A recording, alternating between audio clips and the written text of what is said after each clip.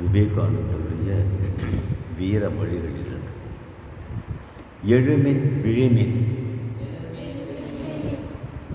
எழுமின் விழிமின்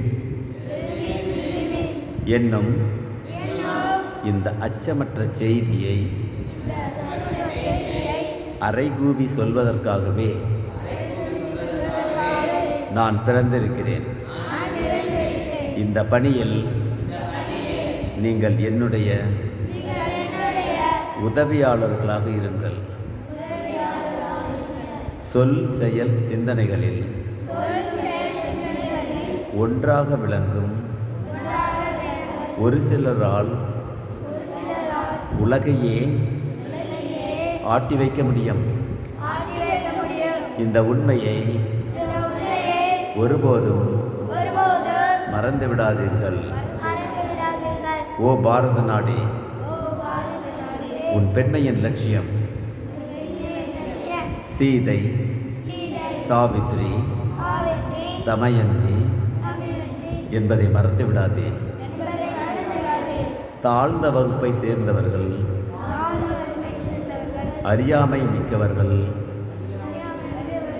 ஏழைகள், கல்வி அறிவற்றவர்கள், சக்கிலியர், தோட்டிகள் ஆகியவர்கள் அனைவரும் உன்னுடைய இரத்த தொடர்புடைய நெருக்கமான உறவினர்களே, உன் உடன் பிறந்த சகோதரர்களே என்பதை மறந்துவிடாதே. அறிவு, உள்ளம் ஆகிய இரண்டில் எதை பின்பற்றுவது என்ற போராட்டம்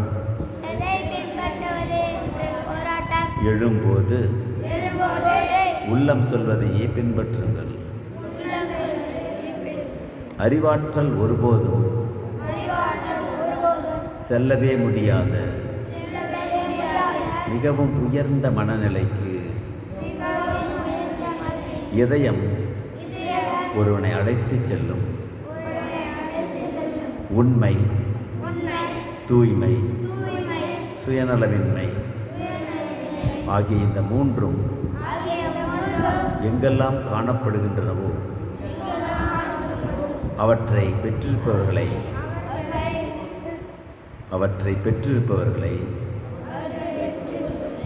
நசுக்கக்கூடிய ஆற்றல் விண்ணுலகிலோ மண்ணுலகிலோ எங்குமே கிடையாது.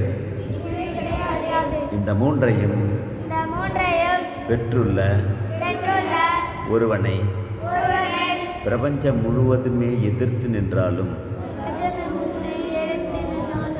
அதை எதிர்த்து நிற்கக்கூடிய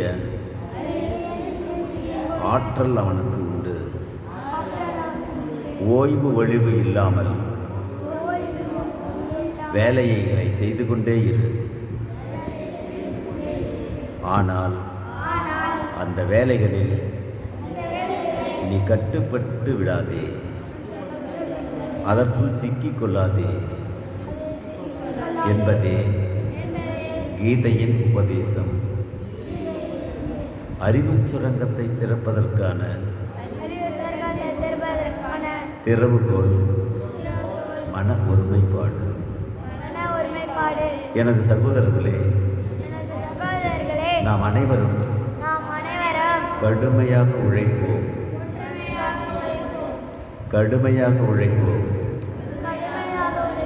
உறங்குவதற்கு இது நேரமில்லை. எதிர்கால இந்தியா நமது உழைப்பை பொறுத்துதான் அமைந்திருக்கிறது.